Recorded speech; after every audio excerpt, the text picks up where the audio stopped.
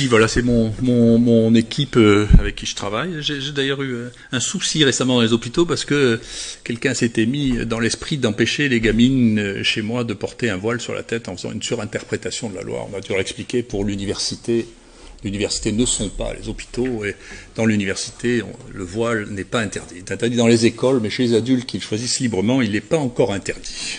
Mais je ne doute pas que d'autres pressions se fassent rapidement, parce que c'est quand même ce qu'on adore, c'est interdire. Nous, moi, depuis que j'ai fait une fondation, la première fondation s'appelle Inflexio Pôle Sud, elle a été tournée délibérément vers le Sud, c'est notre situation, en particulier pour les étudiants.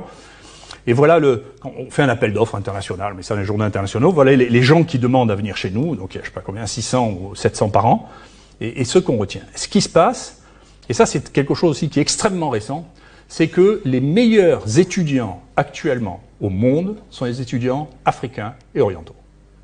Sans comparaison. Les plus mauvais qu'on a, c'est les garçons qui ont fait la fac des sciences. C'est le plus mauvais de tous, en France. Le plus mauvais de tous.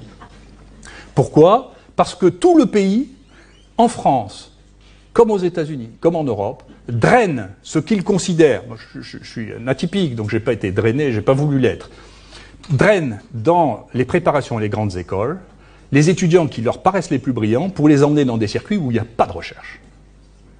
L'avenir des gosses, c'est pas la recherche, l'avenir des gosses, c'est de faire du sport de haut niveau s'ils peuvent le faire, de faire de la banque, de faire de l'administration, de diriger les entreprises, c'est pas de faire de la science. Je vais vous dire, quand vous avez... Moi, une des filles les plus brillantes que j'ai vues rencontrer de ma carrière, je l'ai fait recruter comme chargée de recherche. Comme chargée de recherche, elle commence à un salaire qui est inférieur à celui de ma femme de ménage qui a 60 ans. C'est ça, la France. Et c'est ça, l'Europe. La France, c'est un peu pire. Dans ce domaine-là, la France, c'est un peu pire que les autres. Le contrôle de Bush, nous, on a réussi à empêcher plusieurs fois, mais enfin, les politiques ont une tendance générale à ça. Il va revenir, Valls va, dans 3 mois, nous proposer d'empêcher les étudiants étrangers de venir une fois encore. C'est-à-dire que régulièrement, tous les ministres de l'Intérieur, de droite ou de gauche, disent « Attendez, tous ces étrangers, ces immigrants qui viennent là... » En France, 50% des thésards sont étrangers. 50%. Si on enlève les étrangers, il n'y a plus de sciences françaises. Donc si vous faites comme Bush, ce qu'a fait Bush, c'est-à-dire vous commencez à emmerder les gens qui viennent, ils ont 2 ans pour avoir un visa, la science française va décliner aussi rapidement que la science américaine. Donc ne faites pas d'illusions, la France ne fonctionne, la science française fonctionne avec des émigrés. C'est ça qui, le moteur de la guerre, c'est les émigrés. Pourquoi ils sont meilleurs ? Parce que quand vous êtes en Afrique, si vous voulez maîtriser votre destin, vous n'avez pas 36 000 solutions. Ou vous êtes prisonnier des politiques, qui là jouent encore des rôles très importants dans votre vie quotidienne. Si vous voulez avoir une carrière internationale, vous faites du sport haut niveau ou de la recherche. Nous, ceux qui viennent chez nous, ils repartent, ils ont 3, 4, 5 publications internationales, ils vont où ils veulent dans le monde. Ils ne sont pas dépendants des crises politiques de leur pays. Donc l'avenir et la gloire pour eux, c'est encore la recherche.